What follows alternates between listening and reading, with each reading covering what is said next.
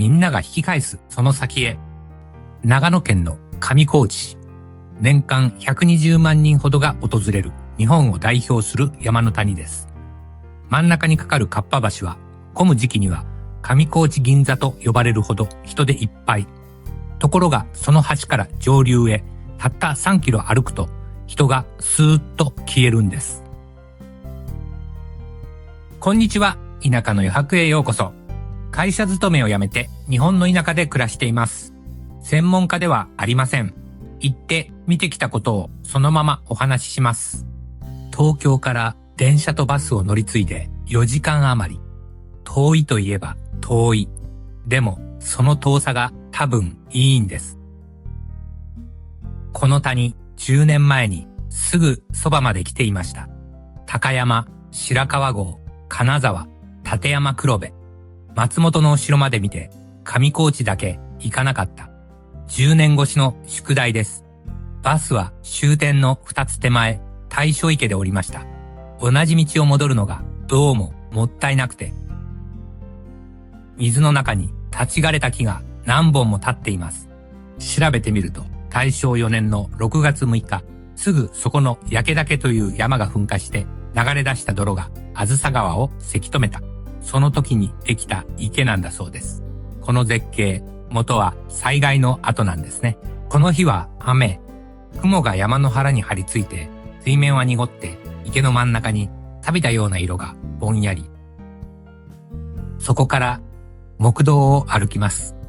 ところどころに熊注意の看板と鐘。ちゃんと怖い話のはずなんですが、すれ違う人がみんな面白がってカーンと鳴らしていく。あの音がずっと森の奥から聞こえてくるんです。道はずっとあずさ川沿い。水がとんでもなく速い。青白くて、それでいてそこの石まで見える。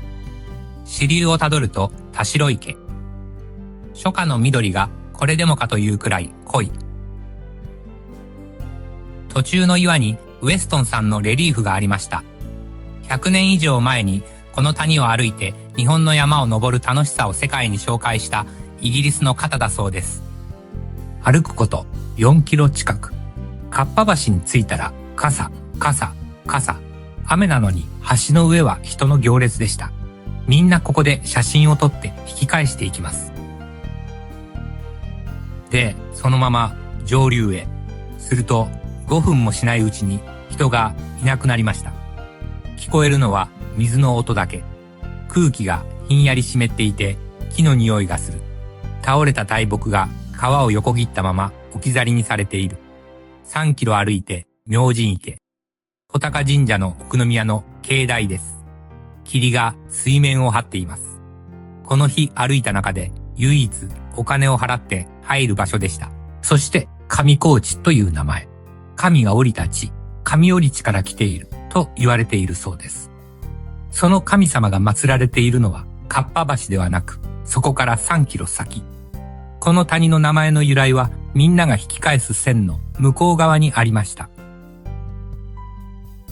帰りに寄った案内所には樹齢300年を超えるという木曽ヒノキの柱が立っていました。顔を近づけるとふわっといい匂い。松本に戻って駅の近く2階にある小さな居酒屋へ。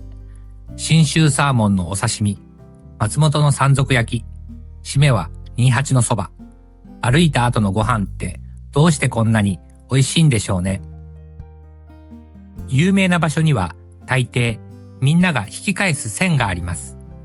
あなたの知っている場所にはありませんか？その先どうなっているんでしょう。もっと知りたい方はチャンネル登録をして他の動画も覗いてみてください。それではまた次の余白で。